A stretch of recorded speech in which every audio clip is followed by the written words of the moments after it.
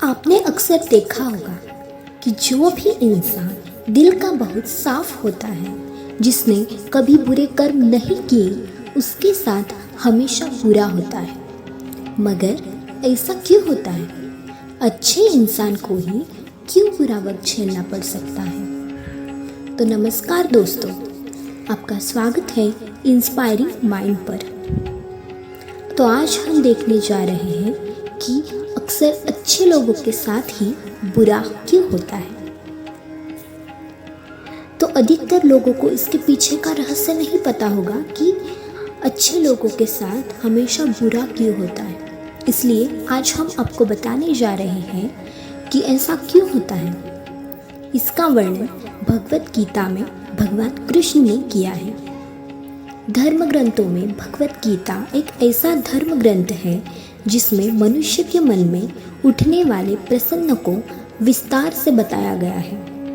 भगवत गीता में वर्णित एक कथा के अनुसार अर्जुन के मन में जब भी कोई दुविधा उत्पन्न होती थी तो वे उसके समाधान के लिए श्री कृष्ण के पास पहुंच जाते थे। एक दिन की बात है, अर्जुन श्री कृष्ण के पास आए और उनसे बोले, हे वासुदेव, मुझे एक दुविधा ने घेर रखा है और उसका समाधान आप ही बता सकते हैं। तब श्री कृष्ण ने अर्जुन से कहा, हे धनंजय, अपनी बात को विस्तार से बताओ, तब मैं तुम्हें उसका हल बताऊंगा। तब अर्जुन बोले, हे नारायण, कृपा कर आप मुझे ये बताइए कि अच्छे लोगों के साथ हमेशा बुरा ही क्यों होता है, जबकि बुरे लोग हमेशा खुशहाल ही दिखते हैं। अर्जुन के मुख से ऐसी बातें सुनकर श्री कृष्ण जी मुस्कुराते हुए बोले, हे पार्थ, मनुष्य जैसा दिखता है या फिर महसूस करता है, वास्तव में वैसा कुछ नहीं होता, बल्कि अज्ञानता वश वे सच्चाई को समझ नहीं पाता। श्री कृष्ण की यह बातें सुनकर अर्जुन हैरान हो गए और बोले, हे नारायण, आप क्या कहना चाहते हैं, मेरी समझ में नहीं आया। अब श्री कृष्ण बोले, अब मैं तुम्हें एक कथा सुनाता हूँ, जिसे जानने के बाद तू समझ जाओ कि हर एक प्राणी के उसके कर्म के अनुसार ही फल मिलता है। अर्थात जो बुरा कर्म करता है उसे बुरा फल मिलता है और जो अच्छा कर्म करते हैं उन्हें अच्छा ही फल मिलता है। श्री कृष्ण ने अर्जुन को उदाहरण से समझाया। वो बोले कि एक नगर में दो पुरुष रहा करते थे। उसमें एक व्यापारी था और जो धर्म को बहुत महत्व देता था। वो पूजा पाठ और भगवान में बहुत विश्वास करता था। वही दूसरा पुरुष पहले वाले से बिल्कुल विपरीत था। वो मंदिर तो जाता था, लेकिन पूजा पाठ के उद्देश्य से नहीं, बल्कि मंदिर के बाहर जूते चप्पल चुराने के लिए। इसी तरह समय बीतता गया। उस नगर में जोर की बारिश हो रही थी। उस दिन मंदिर में पंडित के अलावा कोई नहीं था। ये बात जब दूसरे पुरुष को पता चली तो उसके मन में ख्याल आया, ये सही मौका है मंदिर के धन को चुराने का। वो मंदिर पहुंच गया और मंदिर में रखा सारा धन चुरा लिया।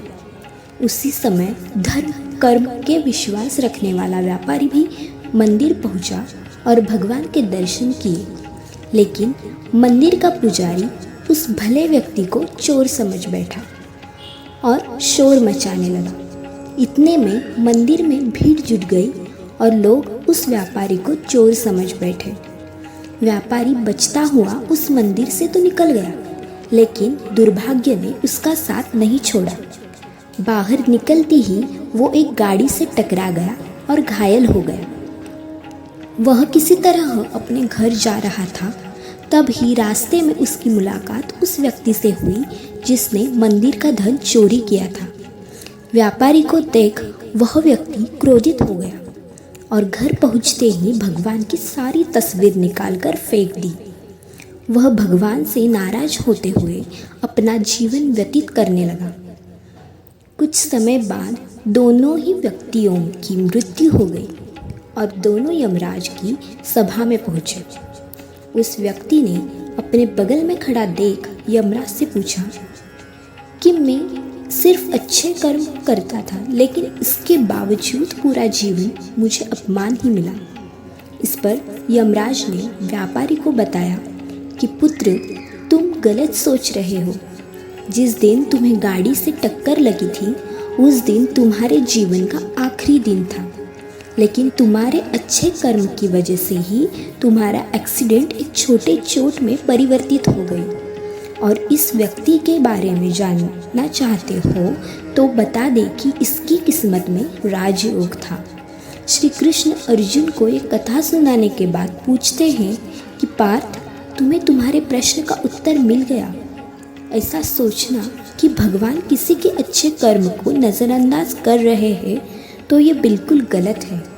भगवान हमें किसी रूप में दे रहा है ये समझ में नहीं आता, लेकिन अगर आप अच्छे कर्म करते हैं तो भगवान का आशीर्वाद सदैव आप पर बना रहता है।